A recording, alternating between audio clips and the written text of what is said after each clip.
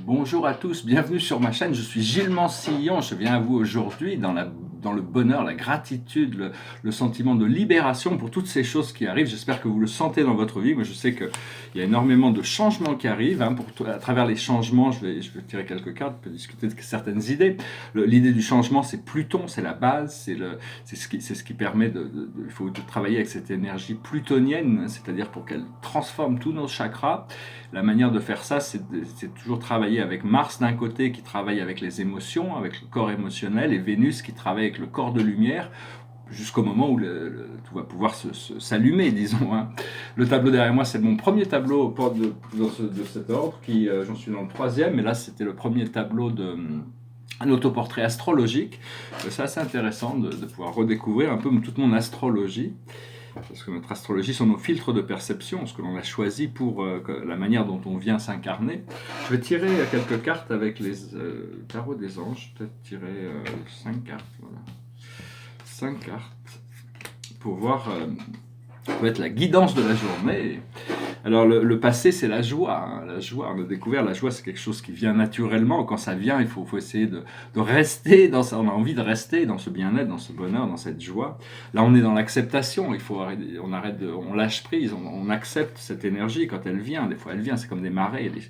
Le bonheur, il vient et puis il s'en va, et puis il vient et puis il s'en va, ou comme des vagues. Quand ça monte, ça doit redescendre et puis après ça remonte. Donc il faut accepter le flow, il faut être patient, il faut comprendre. Et ce qui arrive, c'est l'habilité de se consoler de toutes ces choses pendant toute notre vie. On a eu on a pu avoir, on était conditionné pour vivre avec certaines peurs, et donc maintenant, en retrouvant cet amour, cette confiance, cette sécurité intérieure, on va pouvoir se consoler. Ces choses sur lesquelles on travaille actuellement, c'est le repos, la régénération, c'est d'arriver à régénérer notre corps, d'être reposé, d'être serein, d'être bien, d'être en paix.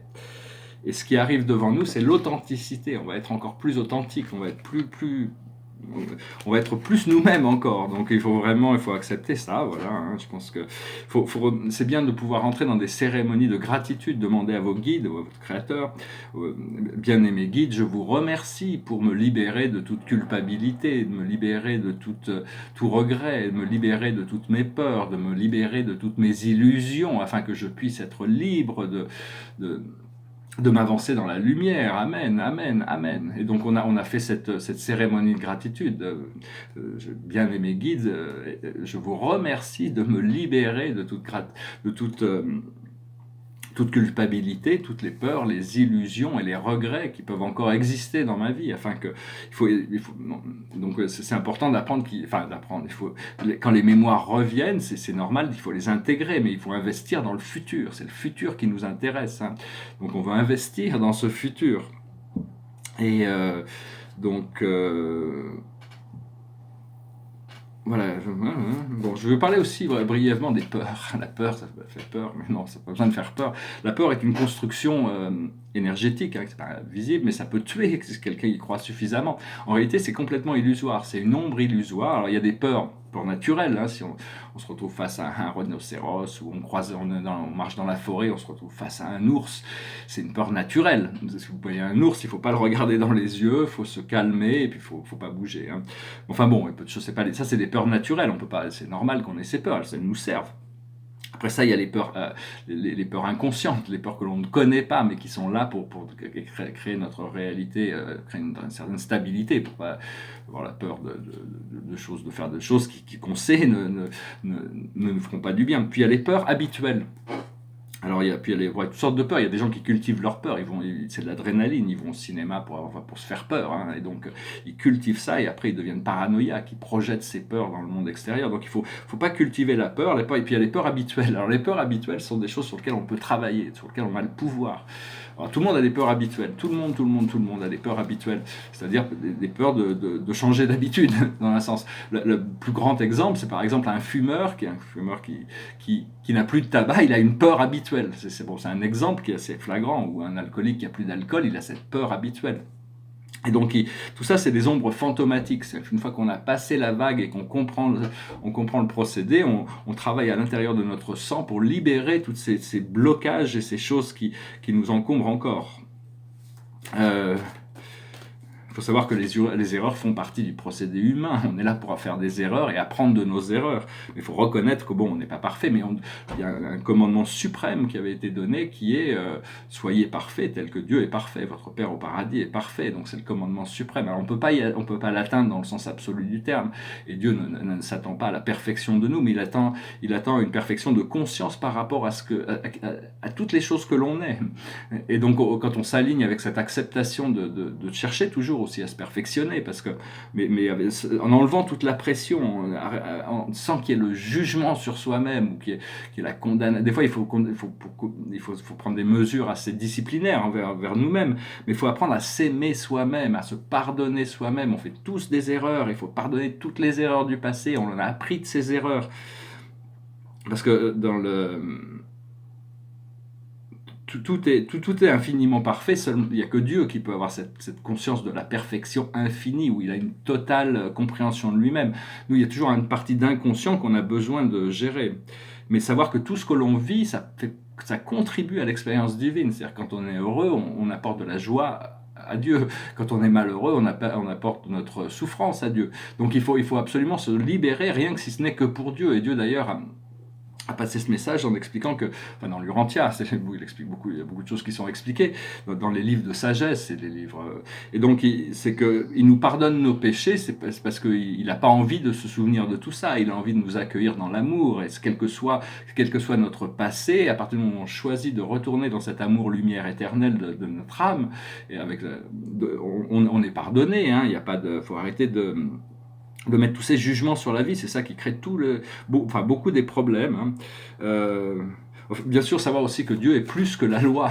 La loi, c'est la loi de cause à effet, c'est une loi qui a été créée au début de l'univers, parce que bon, il fallait qu'on puisse apprendre de quelque chose. Donc la loi, elle est parfaite, elle nous reflète parfaitement, elle est miroir, mais Dieu, c'est une présence transcendantale de toutes les lois et de tous les aspects. Enfin, moi, je suis là pour partager ce que je sais. Je prétends pas que cette vérité peut s'adapter à toutes les consciences dans le moment, mais bon, ça reste des choses qui sont pas subjectes au temps. Hein, cette connexion avec l'éternité n'est pas sujet au temps. Elle est consciente, elle devient de plus en plus consciente, et au plus on prend conscience de ça, au plus on peut avancer à l'intégrer.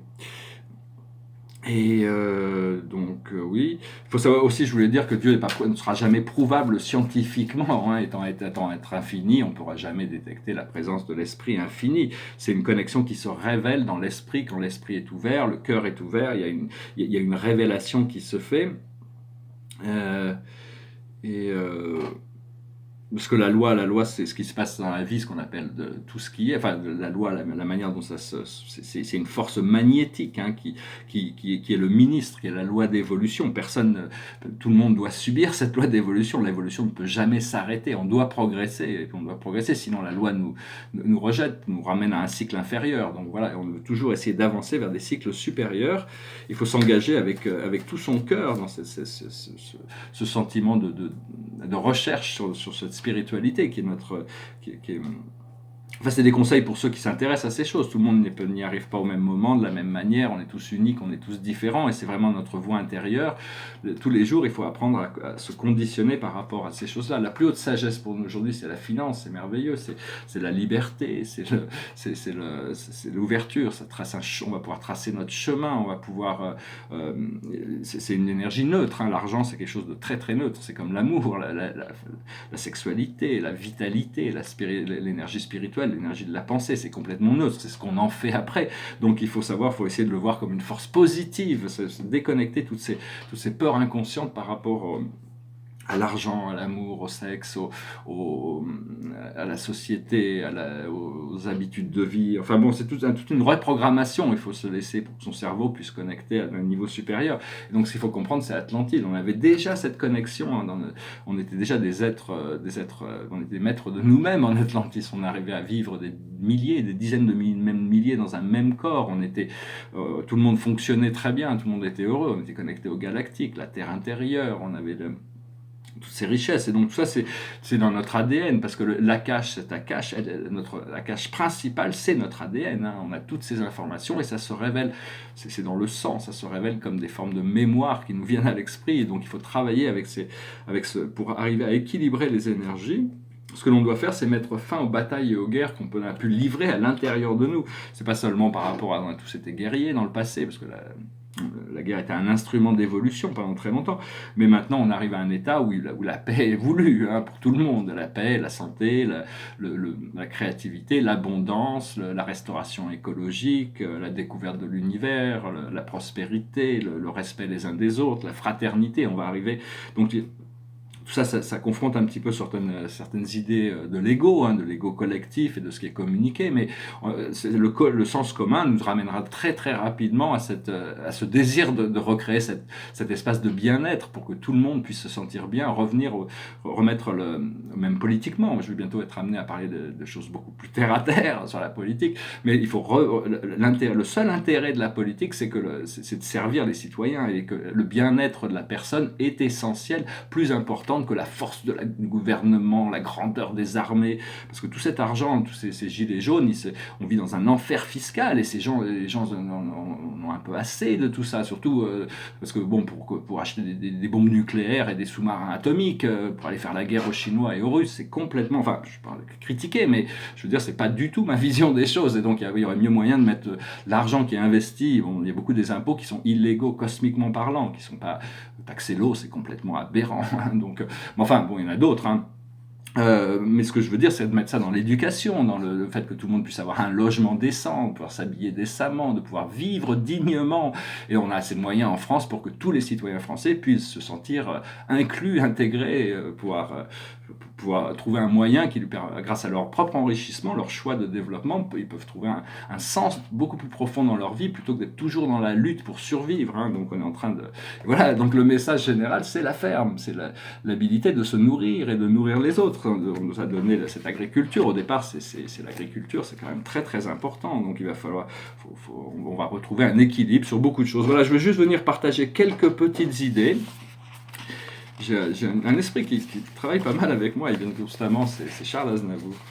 C'est marrant. Peut-être même une chanson, il a écrit une chanson, et puis il y a des nouvelles paroles qui me viennent dans l'esprit, donc peut-être que je la chanterai.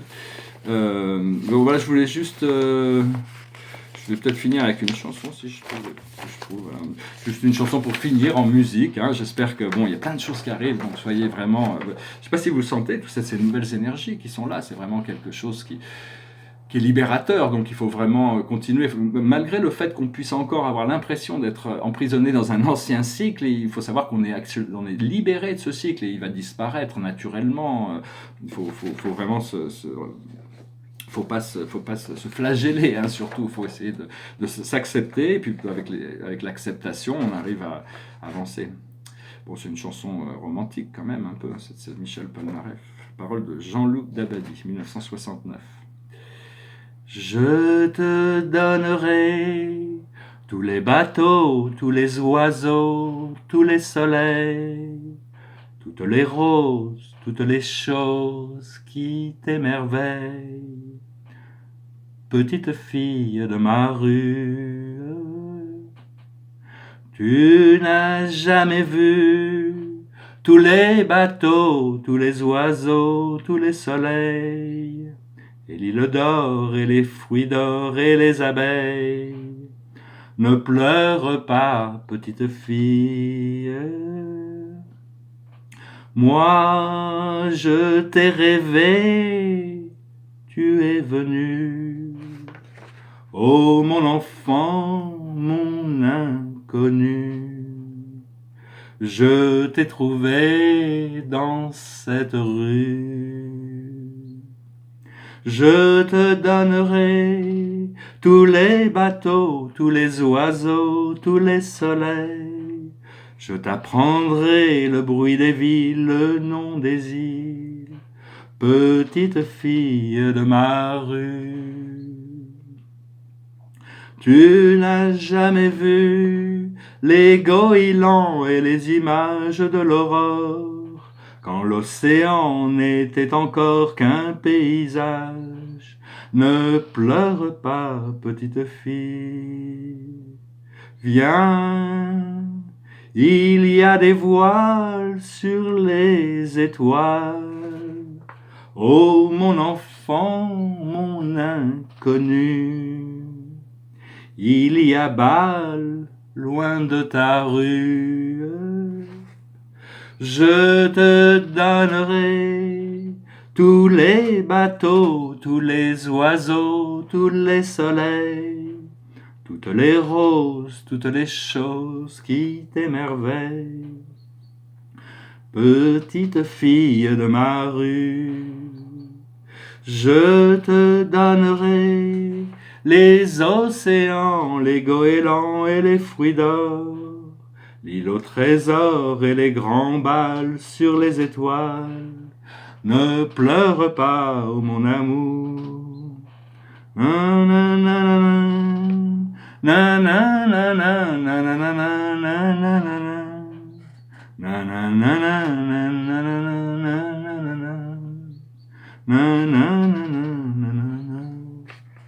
Voilà, je vous remercie d'être resté jusqu'à la fin. Je vous souhaite une merveilleuse journée. God bless et je vous dis à très bientôt, Inch'Allah. Namasté.